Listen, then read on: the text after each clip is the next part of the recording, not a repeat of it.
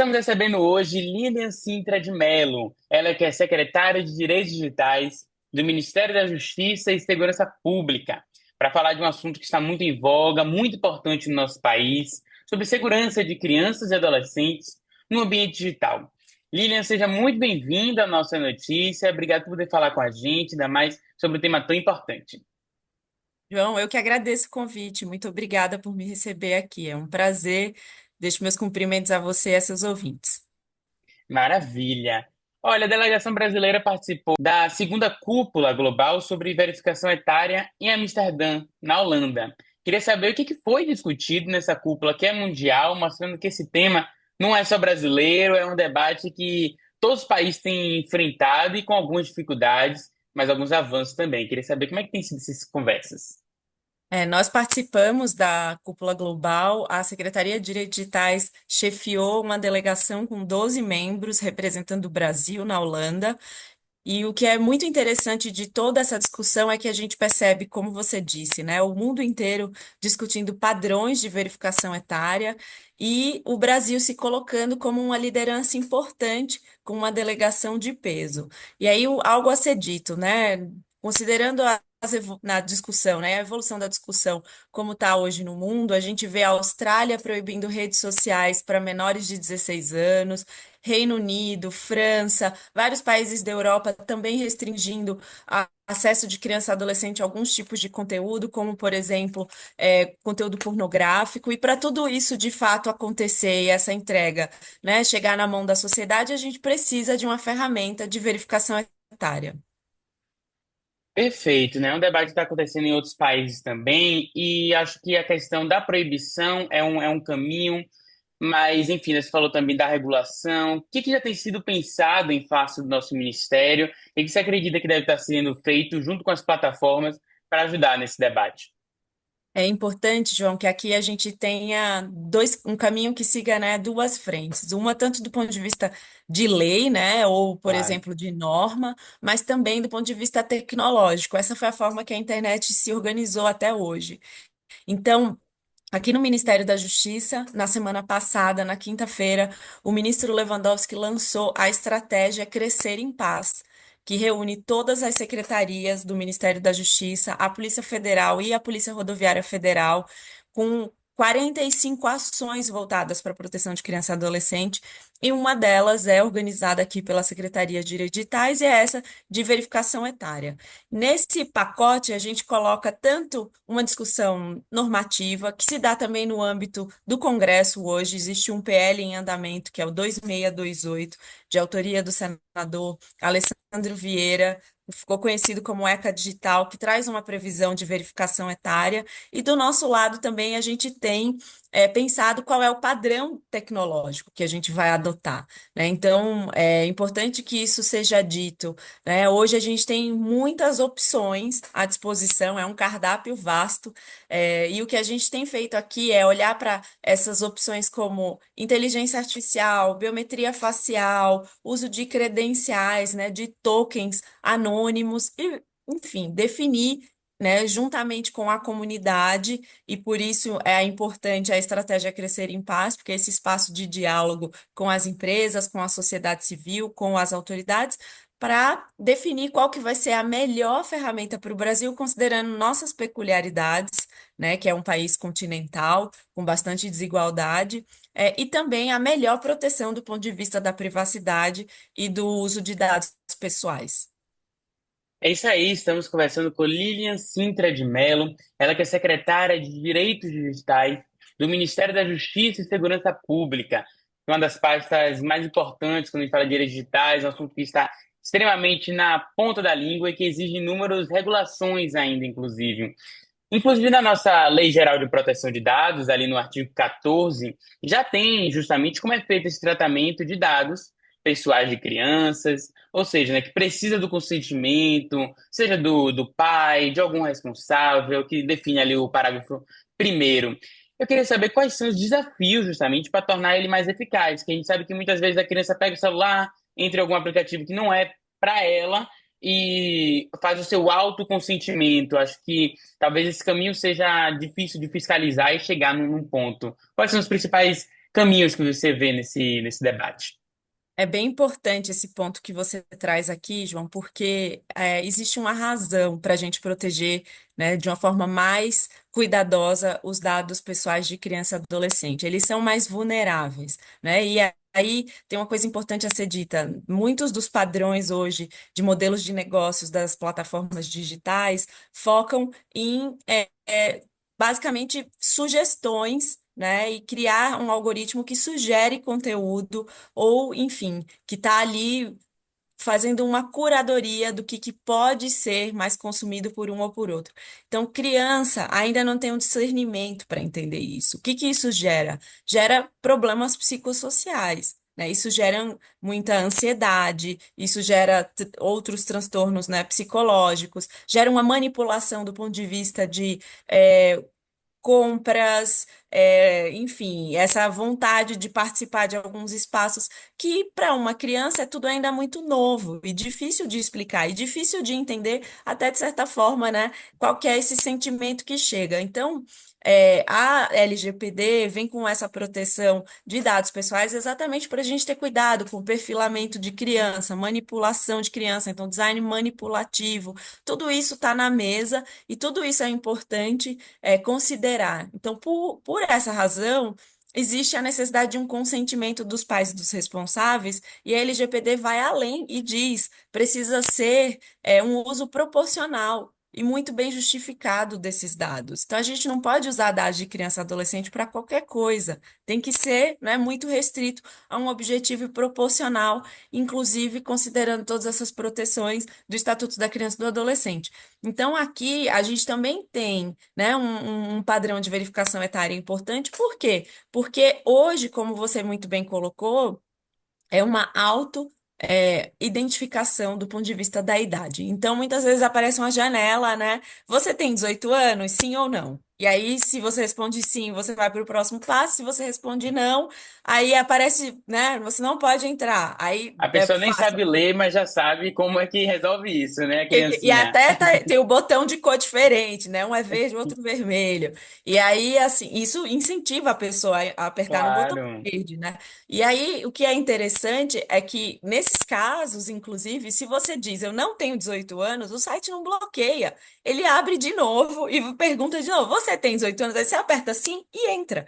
Então, essa questão, né, de uma autoidentificação é muito limitada.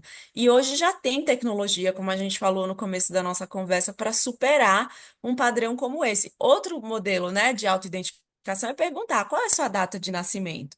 E aí as pessoas vão lá e mudam o ano da data de nascimento e não existe um batimento se aquele nome corresponde àquela data de nascimento de fato, tal. O que a gente tem em termos de, enfim, um grande desafio aqui nesse caso? A internet tem um pilar importante que é o anonimato, e existe para proteger a liberdade de expressão. Então, a gente tem que criar uma ferramenta que não vincule nome, data de nascimento, que vincule a uma faixa etária. Então, a proposta do governo federal hoje, e nossa ambição é entregar ao presidente Lula essa ferramenta até o final do ano, é que a gente tenha uma verificação etária, uma credencial que diga qual é a faixa etária. E que ela seja, né, enfim, utilizada nesses sites para que a gente tenha um acesso de fato de quem pode estar ali naqueles espaços e quando não for possível né, que haja por exemplo, um batimento, né, um envio por um pai, para um responsável e aí eles autorizam. Então, assim, isso já acontece no analógico, isso já acontece na vida real. A gente já vive assim quando olha para cinema, audiovisual como um todo, novela, aparece lá, né? Conteúdo recomendado para tal idade. Então, a gente precisa ter toda uma proteção equivalente, né? Do meio físico no meio digital. No meio físico a gente consegue claramente distinguir quem é criança, quem não é criança. Ali no celular fica tudo mais difícil, né, de saber onde é que elas estão entrando. Ninguém vai ver uma criança num filme que não é indicado, já tem até um fiscal ali na frente. Então acho que fica E tudo debate que a gente já ultrapassou, né? São debates modernos. sim, e aí é bem importante, né, o comentário que você faz aqui. No cinema existe uma pessoa na porta, né, que olha, e aí algo que é importante ser dito. Se uma criança de 12 anos quer entrar num filme de 14 anos, ela não é proibida. Ela pode entrar desde que um responsável autorize e acompanhe.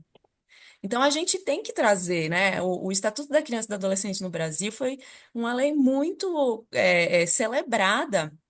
E ela é uma norma de ponta, assim, ela é muito inovadora.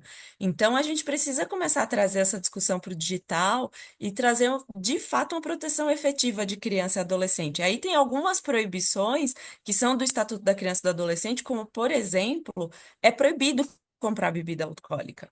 É proibido para menor de 18 anos. Isso também deve ser proibido no ambiente digital. É proibido comprar cigarro, né? Enfim, também derivados de tabaco, o que incluiria também esses dispositivos eletrônicos. Então, se isso já é proibido, por que que não seria no digital? A gente tem que fazer esses questionamentos, né? É proibido no digital também. Agora, existiriam alguns sites que essa plataforma contraindicariam, porque a gente sabe que tem tantos sites atualmente no mundo, fazer esse controle específico, imagino que seja um caminho bem, bem difícil. Quais seriam as formas que a gente conseguiria fazer para fazer esse controle no ambiente digital que é tão amplo? E aí, João, aqui de novo eu vou te trazer o que eu comecei falando, né? E aí faço até remissão ao artigo 227 da Constituição Federal. É dever do Estado, das famílias e da sociedade proteger criança e adolescente. É uma tarefa conjunta. Se a gente for usar a metáfora, né, a alegoria da sociedade civil da infância, é uma aldeia inteira, né, que precisa para cuidar de criança e adolescente. Então, a responsabilidade é de todos nós. Nesse caso específico, como é que a gente faz para saber se tem um conteúdo ilícito, inadequado? A gente vai precisar da colaboração das empresas e a colaboração também dos usuários, né? Então, existe tanto um padrão de canal de denúncia, que hoje, por exemplo, no governo federal já existe para conteúdo criminoso, então a gente poder avançar nessa frente, e, para tanto, a gente precisa de uma legislação nova, né? Então, a gente precisa levar para o Congresso. Uma discussão sobre responsabilização de provedores de internet, e a gente precisa que essas empresas também façam um tipo de monitoramento. E o que está sendo pedido não é um monitoramento de todos os conteúdos e que tudo seja olhado. Apesar, né, enfim, de ser algo que passa rápido na cabeça das pessoas, né? Ah, vão olhar tudo. Não é isso que está sendo dito. É que quando há um conteúdo que é inequivocamente, então ele é muito claro, criminoso, ilícito, ele gera dano, ele não pode estar num espaço como esse da internet. A gente tem que proteger nossa internet de criança e adolescente, tem que ser um espaço para troca de ideias, para, né, aprendizado, troca de conhecimento, não um espaço para circulação de conteúdo ilícito. Verdade. Estamos conversando com Lilian Sintra de Mello, ela que é secretária de Direitos Digitais do Ministério da Justiça e de Segurança Pública. Para você que sintonizou agora, um papo super importante, em especial, né, quando você comenta das plataformas. Acredito que você já tenha tido um diálogo, já tenha comentado dessas ideias com as plataformas que são grandes responsáveis também nesse processo. Como é que tem sido justamente, acho que nenhuma plataforma, exemplo, TikTok, que é amplamente disseminada entre jovens, não vai querer perder esse público. Então também vai querer se adequar a esse caminho, mas às vezes pode haver algumas rusgas. Como é que está esse debate, esse diálogo com as próprias plataformas? Acho que uma coisa importante a ser dita, né? Esse é um debate, como a gente colocou aqui, mundial. Então, as plataformas já estão sendo chamadas também em outros países a entregar essas ferramentas. Então, não faz sentido a criança europeia ou a criança australiana ser mais protegida que a criança brasileira. Então, se existe a ferramenta lá, ela também tem que existir aqui. Isso é algo muito importante a ser dito. Para além disso, o comentário que você faz é muito pertinente. Esse é o público das redes sociais, por exemplo, né? Mas, enfim, ali com uma ênfase no adolescente. Então, é do interesse deles que seja um espaço seguro, né? Então, Claro. a gente tem sentado e conversado. Eu posso te dizer que, assim, de todas as pautas que eu converso com empresas de serviços digitais, a que gera mais consenso é a de proteção de criança e adolescente. Então, eu acredito muito, estou muito esperançosa que a gente vai encontrar caminhos para trazer essa proteção efetiva. A Constituição diz que a prioridade absoluta é criança e adolescente, e a gente está começando por aí, né, com essa proteção para que a gente possa ter uma internet mais segura e uma internet mais saudável. Lilian, há também a possibilidade de, caso tenha algum problema, ou alguma dessas normas não ser seguido justamente pela plataforma, há algum tipo de coordenação, alguma previsão de não ser só contar com bom senso, mas também contar com essa mão um pouco mais dura do Estado. Tem sim, é algo que deve ser dito, né? Hoje no Brasil a internet é regulada pelo Marco Civil da Internet, que tem um artigo bastante famoso, que é o 19, que trata da responsabilização dos provedores de internet. Esse é um artigo que está sendo discutido, inclusive nesse momento, no Supremo Tribunal Federal, com um julgamento que teve início no final do ano passado, e já existe uma interpretação do Superior Tribunal de Justiça, do STJ, no sentido de que proteção de criança e adolescente, como é prioritária, né, não deve seguir a lógica do artigo 19, que depende de uma decisão judicial para que o conteúdo seja retirado. Então, hoje, as empresas já têm a obrigação de retirar conteúdo que é abusivo, conteúdo que contraria os direitos de criança e adolescente. Então, qualquer pessoa que se sinta lesada em razão desse tipo de conteúdo pode ir à justiça pedir uma indenização e pode, inclusive, pedir para que as empresas retirem o conteúdo e elas já têm o dever de retirar a partir do momento da ciência. Então, isso é muito importante que seja dito. A gente tem caminhado aqui com propostas no governo federal para que a gente tenha mais mecanismos, mas hoje já existe um que precisa ser implementado e a gente precisa superar essa interpretação de que essas empresas são meros trilhos, né? Parece que assim, elas são meros carregadores de cartas. Isso não é verdade, né? Não, a carta vai fechada de um lugar para o outro, ninguém sabe o conteúdo. Nesse caso, existe uma curadoria, um impulsionamento, existe, né, uma ciência ali e uma certa decisão das plataformas digitais com relação ao que circula na rede. Então, considerando que é dessa forma, elas precisam participar sim desse debate e precisam ser cobradas para que o ambiente digital seja mais seguro.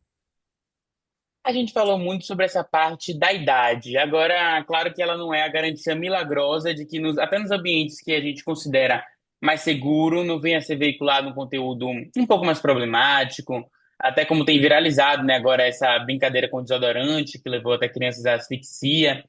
Enfim, as crianças podem levar para um outro caminho, muitas vezes o celular é difícil de observar o que está de fato acontecendo.